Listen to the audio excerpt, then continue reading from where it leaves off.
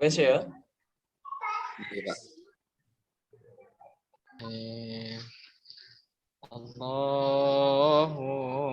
salli ala Ala nuril nuril anwar anwar wasiril wasiril asrari wa tiryaqil aryar wa miftahi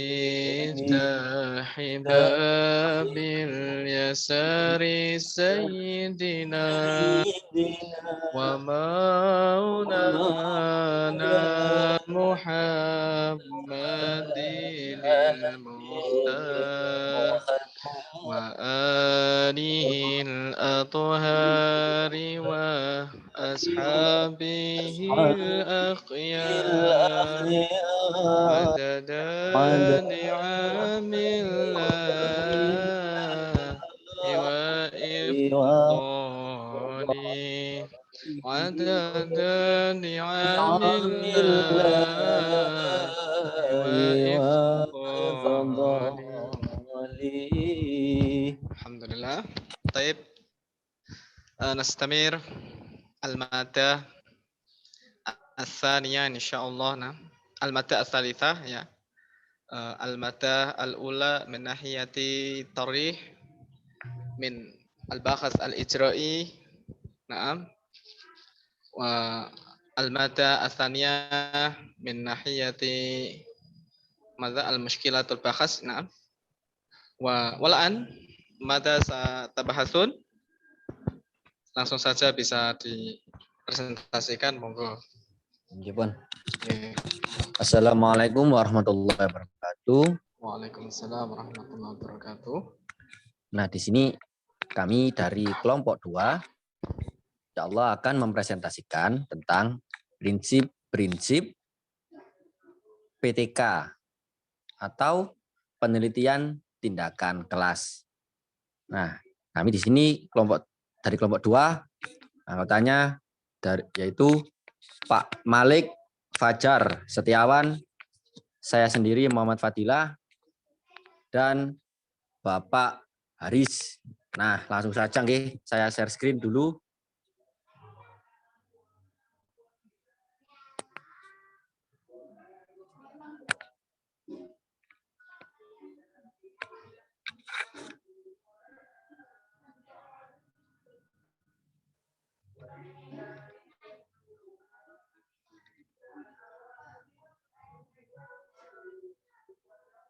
Punten kalau agak lama.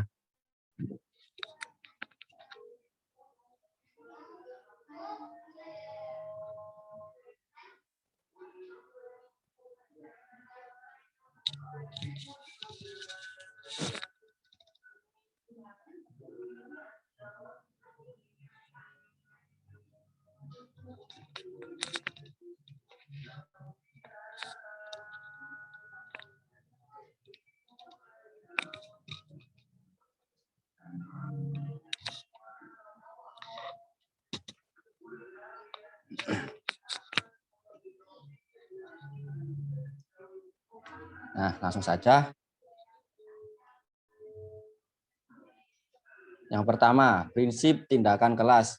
Mari kita mulai dari pengertian prinsip itu sendiri. Nah, prinsip adalah suatu pegangan dan juga salah satu fungsi pegangan adalah sebagai pedoman. Jadi, kita dalam melakukan suatu penelitian, terutama dalam penelitian tindakan kelas atau PTK, kita sebagai seorang peneliti memerlukan sebuah informasi yang benar kejelasannya. Tidak boleh bersifat dugaan atau bahkan menduga-duga. Tapi kita seorang peneliti harus terjun langsung ke lapangan untuk meneliti suatu masalah yang dialami oleh sekolah atau lembaga tertentu untuk mengetahui masalah atau kendala apa yang sedang mereka hadapi. Kemudian kita mencarikan solusi yang tepat dari masalah yang dialami.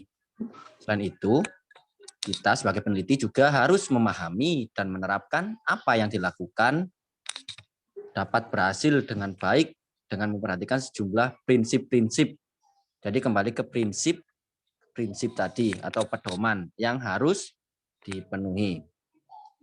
Selanjutnya adalah pengertian dari penelitian tindakan kelas.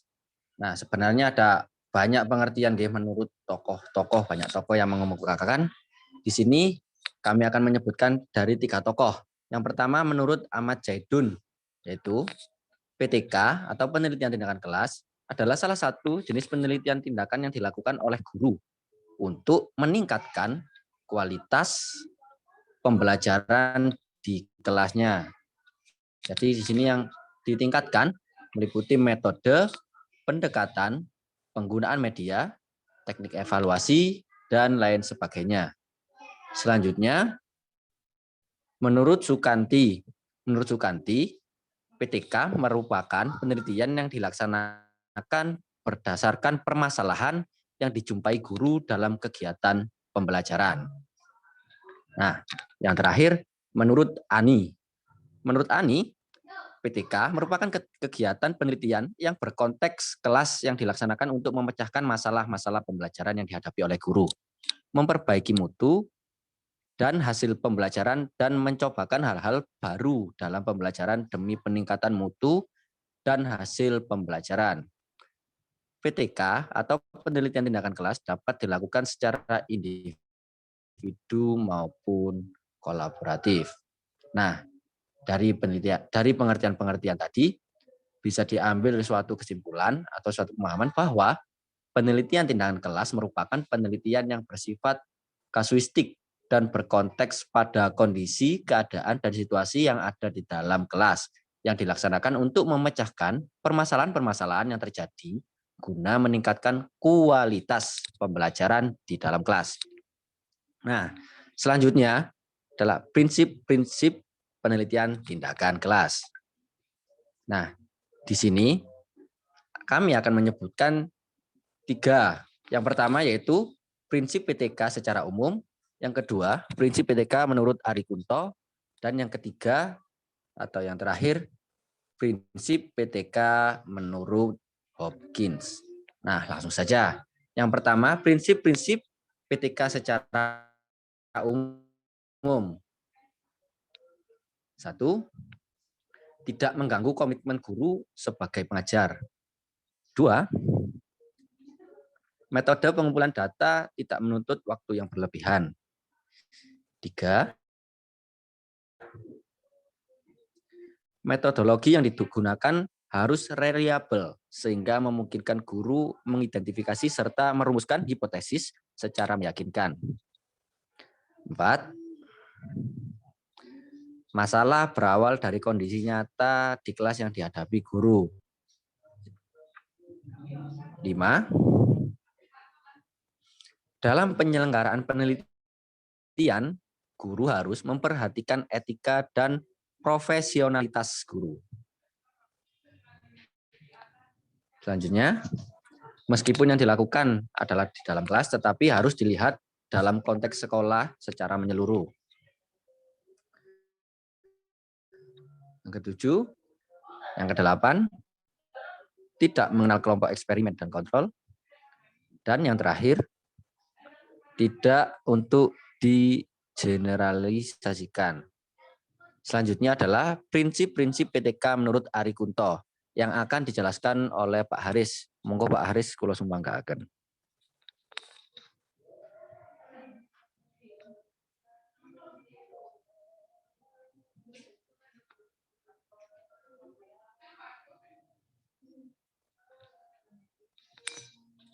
Pak Haris.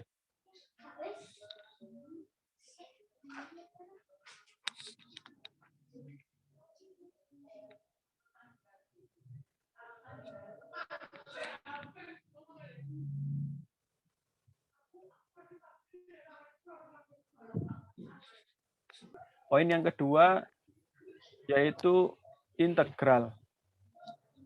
Kegiatan penelitian tindakan kelas adalah pengembangan pembelajaran yang merupakan bagian integral dari pembelajaran, harus diselenggarakan dengan tetap bersandar pada alur pikir dan kaidah ilmiah. Alur pikir yang digunakan itu dimulai dari pendiagnosisan masalah dan faktor penyebab timbulnya masalah, pemilihan tindakan yang sesuai dengan permasalahan dan penyebabnya, dan apabila perlu dirumuskan hipotesis yang tepat. Selanjutnya dilakukan penetapan skenario tindakan, prosedur pengumpulan data, dan analisis data. Objektivitas, reliabilitas, dan validitas proses, data, dan hasil tetap dipertahankan selama penelitian berlangsung. Prinsip yang kedua ini mempersyaratkan bahwa dalam menyelenggarakan kegiatan pengembangan pembelajaran tetap digunakan kaedah-kaedah ilmiah. Jadi kalau dalam KBBI integral itu meliputi seluruh bagian keseluruhan secara utuh. Jadi semuanya dari analisis data, pengumpulan data, prosedur, tindakan itu semuanya harus diselenggarakan ya. Yang ketiga menurut Hopkins adalah sistematis.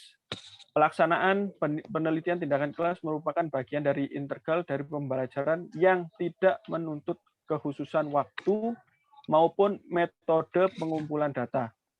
Tahap-tahap pengembangan pembelajaran selaras dengan pelaksanaan pembelajaran, yaitu persiapan, pelaksanaan pembelajaran, observasi kegiatan pembelajaran, evaluasi proses, dan hasil pembelajaran. Prinsip ketiga ini mengisyaratkan agar proses dan hasil pembelajaran itu direkam dan dilaporkan secara sistematis dan terkendali menurut kaidah ilmiah. Jadi semuanya harus ada sistemnya. Yang keempat yaitu siklis. Kalau dalam KBBI ini siklis nomor 4 Pak Fadil. Oh, nggih. Siklis. Kalau dari KBBI siklis itu berkaitan dengan siklus. Sedangkan siklus itu perputaran yang harus terus diulang-ulang. Nah, tugas guru yang utama adalah menyelenggarakan pembelajaran yang baik dan berkualitas. Untuk itu, guru memiliki komitmen dalam mengupayakan perbaikan dan peningkatan kualitas pembelajaran secara terus-menerus. Dalam penerapan suatu tindakan untuk memperbaiki kualitas pembelajaran, ada kemungkinan tindakan yang dipilih guru kadang berhasil, maka harus tetap berusaha mencari alternatif lain, tanpa menggeser tema sentral.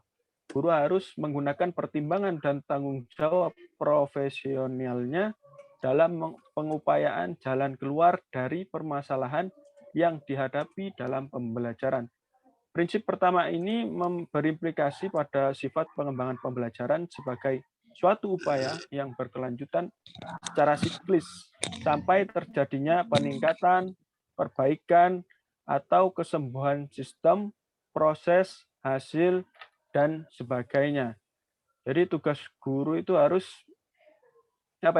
mengupayakan perbaikan dan peningkatan kualitas pembelajaran secara terus-menerus. Kalau ada yang keliru di bagian ini harus terus diperbaiki dan terus dicari jalan keluarnya. Seperti itu. Yang kelima adalah konsisten. Konsistensi sikap dan kepedulian guru dalam memperbaiki dan meningkatkan kualitas pembelajaran sangat diperlukan. Hal ini penting karena upaya peningkatan kualitas pembelajaran perlu perencanaan dan pelaksanaan yang sungguh-sungguh. Oleh karena itu, motivasi untuk memperbaiki kualitas harus tumbuh dari dalam, bukan suatu yang bersifat instrumental. Jadi gurunya itu harus peduli dan memperbaiki dan meningkatkan kualitas pembelajaran. Seperti itu. Yang terakhir, nomor 6, yaitu komprehensif.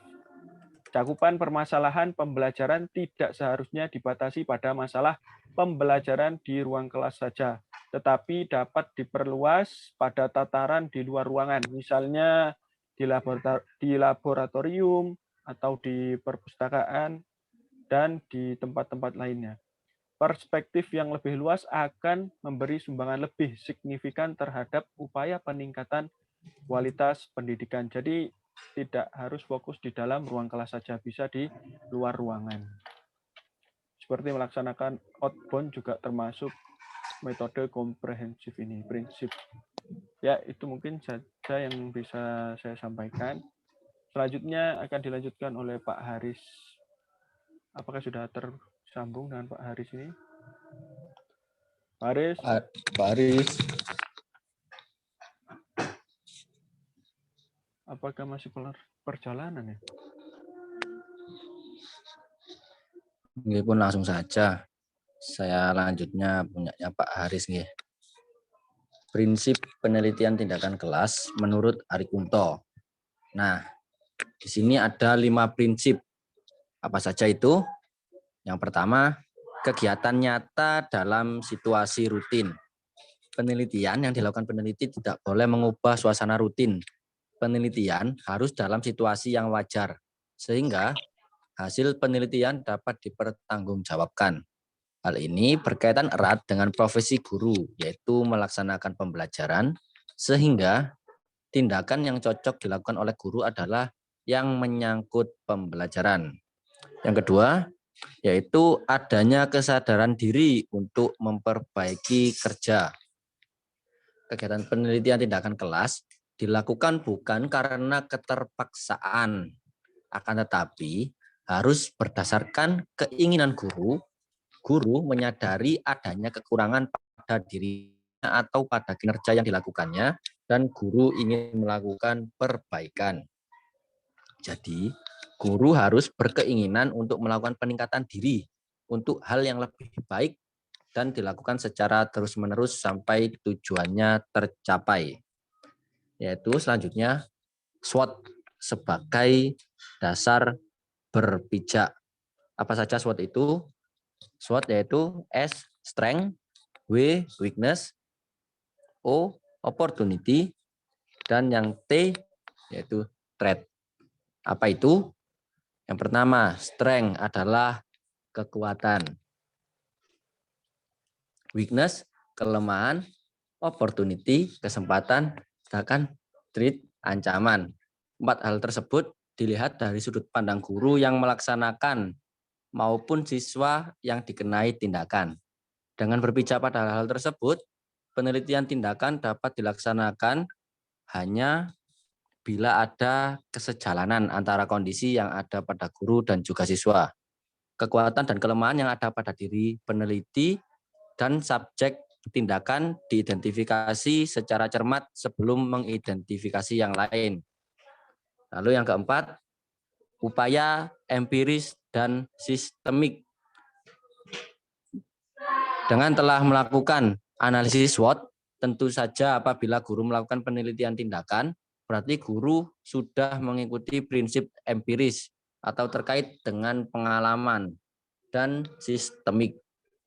Berpijak pada unsur-unsur yang terkait dengan keseluruhan sistem yang terkait dengan objek yang sedang digarap. Pembelajaran adalah sebuah sistem yang keterlaksanaannya didukung oleh unsur-unsur yang kait-mengait. Jika guru mengupayakan cara mengajar baru, harus juga memikirkan tentang sarana pendukung yang berbeda, mengubah jadwal pelajaran, dan semua yang terkait dengan hal-hal yang baru diusulkan tersebut. Dan yang terakhir adalah mengikuti prinsip SMART dalam perencanaan. Jadi apa saja yang terkandung dalam SMART itu? Yang pertama S, spesifik, yaitu khusus, permasalahan tidak terlalu umum. Yang kedua M, manageable, yaitu dapat dikelola, dilaksanakan. Penelitian tindakan kelas hendaknya tidak sulit, baik dalam menentukan lokasi, mengumpulkan hasil, mengoreksi, atau kesulitan dalam bentuk lain. Yang ketiga A, yaitu acceptable, yaitu dapat diterima dalam konteks ini, dapat diterima oleh subjek yang dikenai tindakan. Artinya, siswa tidak mengeluh gara-gara guru memberikan tindakan-tindakan tertentu dan juga lingkungan tidak terganggu. Selanjutnya R, realistik, yaitu operasional, tidak di luar jangkauan. P3K tidak menyimpang dari kenyataan dan jelas bermanfaat bagi guru dan siswa. Yang kelima yaitu time bound. Apa itu time bound? Time bound yaitu diikat oleh waktu, terencana. Artinya tindakan-tindakan yang dilakukan terhadap siswa sudah tertentu jangka waktunya. Batasan waktu ini penting agar guru mengetahui bentuk hasil yang diberikan kepada siswa. Ketika guru menyusun rencana tindakan, harus mengingat hal-hal yang disebutkan dalam SMART. Tindakan yang dipilih peneliti harus yang pertama khusus spesifik. Masalah yang diteliti tidak terlalu luas. Jadi ambil saja satu aspek sehingga langkah dan hasilnya dapat jelas dan spesifik. Selanjutnya mudah dilakukan, tidak sulit atau berbelit. Misalnya kesulitan dalam mencari lokasi, mengumpulkan hasil, mengoreksi, dan lain sebagainya. Yang selanjutnya dapat diterima oleh subjek yang dikenai tindakan. Jadi siswa tidak mengeluh gara-gara guru memberikan tindakan dan juga lingkungan tidak terganggu karenanya. Dan yang terakhir, tidak menyimpang dari kenyataan, jadi tidak mengada-ada, dan jelas bermanfaat bagi dirinya dan subjek yang dikenai tindakan. Nah, itu tadi presentasi dari kami dari kelompok 3, dari kelompok 2. Ada kurang lebihnya kami mohon maaf yang sebesar-besarnya. Mungkin dari teman-teman ada yang perlu ditanyakan. Saya Mas Fadil mau bertanya. Tasik Pak. Adan Pak.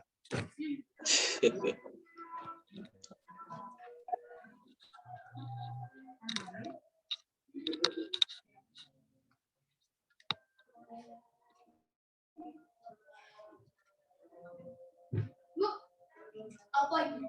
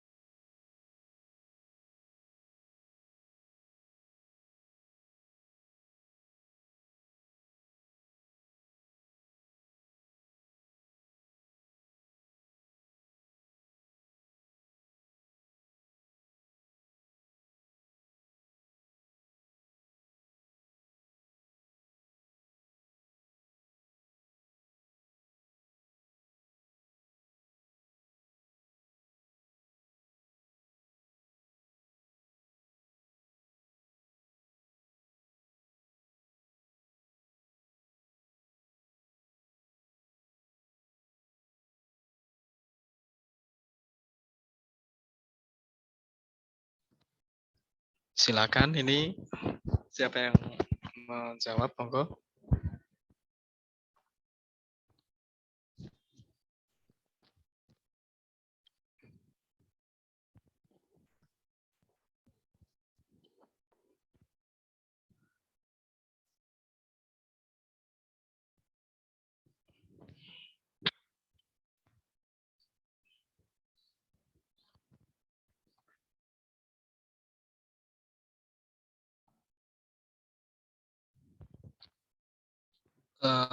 Mencoba menambahkan ya, Iya, Pak. kaitannya dengan materi kita pada siang pas sore, siang menjelang sore ya. Sore. Alhamdulillah, presentator sudah menyampaikan dengan baik, sudah jelas gamblang kaitannya dengan prinsip-prinsip penelitian tindakan kelas. Ya, karena memang ini teori yang mendasar sebelum kita terjun ke lapangan untuk melakukan aktivitas riset, yaitu pada penelitian tindakan kelas. Ya, tadi ditanyakan kaitannya dengan apa itu paksaan ya, paksaan saat padahal di situ kan tidak sepakat dengan apa yang ada di prinsip penelitian tindakan kelas ya. Karena dalam penelitian tindakan kelas itu tidak harus ada paksaan. Karena di sini apabila prinsip itu tidak dijalankan ya secara sempurna, maka ada beberapa hal yang itu bisa mempengaruhi dari aspek penelitian itu sendiri ya. Salah satunya mungkin dari segi kualitas penelitiannya ya, informasi yang ia dapatkan, karena memang tidak ada unsur keinginan atau rasa kuriositas yang tinggi ya, rasa ingin tahu yang tinggi kaitannya dengan masalah yang ada di dalam kelas dan ingin memperbaikinya, tetapi menggunakan jalan metode penelitian berupa penelitian tindakan kelas. Nah, ini makanya kenapa prinsip-prinsip itu harus diperhatikan betul, karena kalau beberapa dari prinsip yang sudah disajikan oleh para ilmuwan ya, salah satunya tadi Profesor Ari Kunto dan Hopkins dan lain-lain, yaitu perlu kita cermati bersama ya. Apabila itu tidak ada salah satu dari prinsip yang kita lakukan, itu bisa berdampak pada misalkan penelitian kita ya. Ya, hasilnya atau kualitas daripada yang kita harapkan. Jadi kualitas proposalnya, kualitas cara kita menyajikan datanya, ya, analisis itu akan mempengaruhi itu semuanya. Jadi kayak ibaratnya yang penting jadi. Tapi kalau betul-betul ada keinginan tidak mengganggu daripada kinerja seorang guru ya sebagai seorang pendidik dalam meneliti, dan itu tidak ada unsur prinsip yang menyimpang dari yang sudah disampaikan dari presentator tadi, insya Allah penelitian tindakan kelas itu bisa berjalan sesuai dengan tujuannya, ya. Sesuai dengan keinginan atau variabel-variabel yang dicari. Kemudian diusung menjadi penelitian yang itu tujuannya untuk memperbaiki yang ada di kelas. Ya. Begitu, mungkin itu tambahan dari saya kaitannya dengan itu ya, prinsip penelitian tindakan. Oke, Pak, terima kasih banyak Pak atas tambahannya yang insya Allah sangat bermanfaat.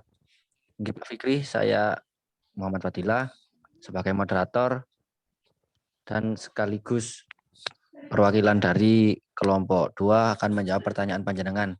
Tadi kan panjenengan bertanya bagaimana jika PTK dilakukan dengan keterpaksaan, intinya gitu Pak. Nah, kalau menurut kami dari kelompok 2, PTK tidak dapat dilaksanakan Pak apabila dilakukan dengan keterpaksaan atau tidak dari keinginan guru itu sendiri. Karena Di sini saya menemukan kondisi yang dipersyaratkan dalam PTK menurut Wardani, salah satunya yaitu kepala sekolah atau sekolah harus memberikan kebebasan yang memadai bagi guru untuk melakukan PTK. Nah, jadi sekolah itu harus memberikan kebebasan agar guru nyaman melakukan PTK.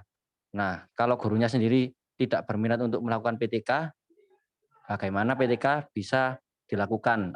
Kalau seumpama dipaksa itu nanti ya seperti yang dikatakan oleh Pak Bahroin tadi, hasil dari PTK itu sendiri tidak akan maksimal. Dan mungkin penelitian yang dilakukan tersebut juga memengaruhi subjek atau murid yang digunakan untuk penelitian, Pak.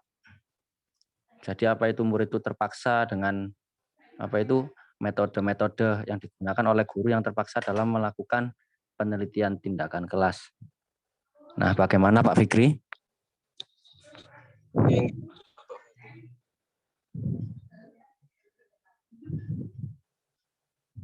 Sampun nggih Pak Fikri? Sampun. Oke. Nggih pun terima kasih banyak untuk semua teman-teman dan terutama kepada beliaunya Pak dosen Pak Bahroin Budia yang sudah menyempatkan waktunya untuk kami yang telah memberikan arahan dan telah menuangkan ilmunya kepada kami. Kami dari kelompok 2 merasa banyak kurang dan salahnya. Mohon maaf yang sebesar-besarnya. Wassalamualaikum warahmatullahi wabarakatuh. Waalaikumsalam warahmatullahi wabarakatuh.